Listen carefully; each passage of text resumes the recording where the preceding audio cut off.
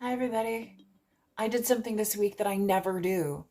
I got my stack from the store and I read it immediately. So here we go. The Great British Bake Off.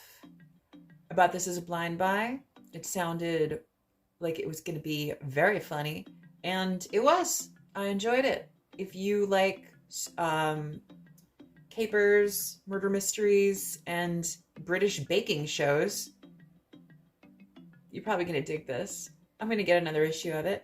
I don't know if it's going to be an ongoing. This is the first one, but there's no one of four, one of five, or one of blah. So who knows? Maybe this will be going and going and going until people get tired of it. I liked it. I'll get another one. The latest issue of Jeff Lemire's Little Monsters, the second to the last issue, considering that I believe, if I'm remembering correctly, and I should because I just read this, that the little stinger at the bottom of the last page says to be concluded. And I hate to say it, but I'm kind of looking forward to the conclusion of this story. I love Lemire's writing. I love the way he tells a story, but I don't really think I fell in love with these kids as much as I was supposed to. I don't know why. There is something lacking there that I can't really put my finger on. And I'm going to give it another go through. I'm going to read all 13 issues all at once when the last issue 12. When the issue 13 comes out, I think I'm going to read the whole thing as one whole story, and I'll give a better review then. But it's not a bad series by any stretch of the imagination. It just didn't connect with me like a lot of Lemire's work does. But that being said, it's still better than a lot of the vampire stories that have been told in the past 20 years. Just saying. Clobbering time, number 1. This was delightful. It did everything I needed it to do. The Hulk and my best friend Ben Grimm on an alien planet, getting their asses kicked with some stellar fucking art. Really, really, really beautiful, oddly, strangely delicate art in such a violent comic book. I really, really appreciated the Marvel 2-in-1 quality that was here. I haven't seen anything quite like that in a long time, where it was just kind of like boom, pow, pow, boom, you know? Yeah, so if Clobbering Time continues, which there's no indication that it won't on the actual issue, I will definitely be picking up more of that. I'm drinking some peach sake. It's really good warm. Kind of a chilly day here in New England, despite the sun. Space Job issue 3 of 4. This series it continues to entertain me. Not as knee-slapping funny as the first 2 issues, but we're winding down the story, I think. Although I don't really know. I feel like there's a little bit more to tell in just 4 issues. Maybe it'll be one of those kind of, they'll give us the story in 4-issue increments, like Space Job with a subtitle, Space Job with another subtitle, kind of like the Elvira series, which there hasn't been any new Elvira books lately, which kind of makes me sad. I feel like there's kind of a little hole in my comic book stack. It would make sense though, because everything I really do like gets canceled. So, Local Man, number 2.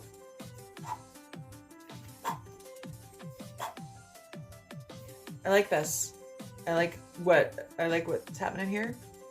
I like the take of the disenfranchised former superhero, and I like the flip around story that is going on. If you were a fan of Image Comics back in the 90s and you like satire, and you like your superheroes taken down a peg and thrown into real life situations, you should probably pick this up. It was fun. Fantastic Four number 6, where our heroes are fighting some lake algae.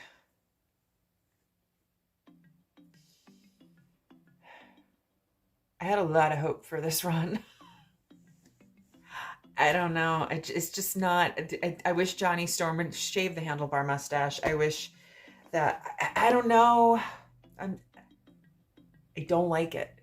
The art's fine. I feel like the story is kind of meandering, and the like I said, the first 4 issues were really solid, and now this, I feel like it's lost its way. What hasn't lost its way, fortunately, is She-Hulk.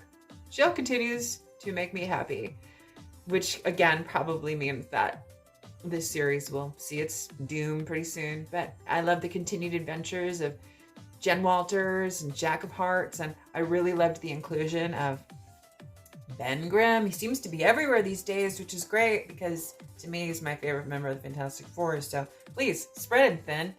It's not like he can't be a million places at once because he's a fictitious comic book character. So come on, put him all over the place, everywhere, every fucking place you can imagine. Put Ben Grimm, because he's like the little tourniquet that keeps me coming back to Marvel Comics these days. But seeing him in She-Hulk is always a delight. I love their clobbering club thing going on. I hope that continues. But even if he doesn't show up in She-Hulk, She-Hulk is again another reason I come back to Marvel. And last, I picked up Saga's issues 61, 62, and 63. 61, 62, and 63. Now, if any of you are returning viewers and listen to my stacks for a little bit of surly guidance on these things, you're probably wondering, like, why the hell is she reading Saga 60 issues in? Well, I read the compendium and I loved it. And then I bought the following volume because I became addicted. And now I'm so addicted that I'm entering into a series in single issue format at issue 61, which is just insane. But comic book collecting is insane. It's an insane, expensive habit. And at least I don't smoke, you know? There's that. I'm not an alcoholic. I am drinking some sake right now, but there are worse vices to have. So this might seem completely perplexing that I would start reading a series for issue to issue this far into it, but here I am.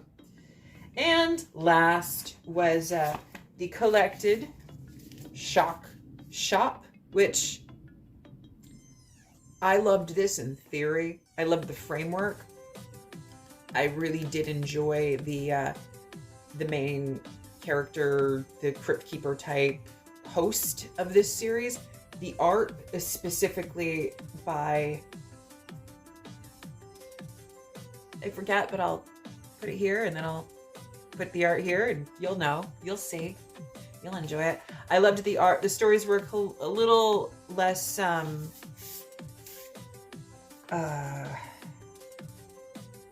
fulfilling, I guess, than I would have liked. Still entertaining though, and I do hope there's another volume. I will definitely pick up another volume. I'm a sucker for anthologies, as I've said before. That's it.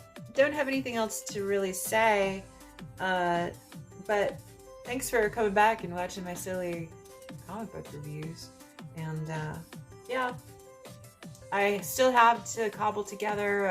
I did a Blu-ray review for the Party Girl Blu-ray, and I'm supposed to put that up eventually, but maybe not. I don't know.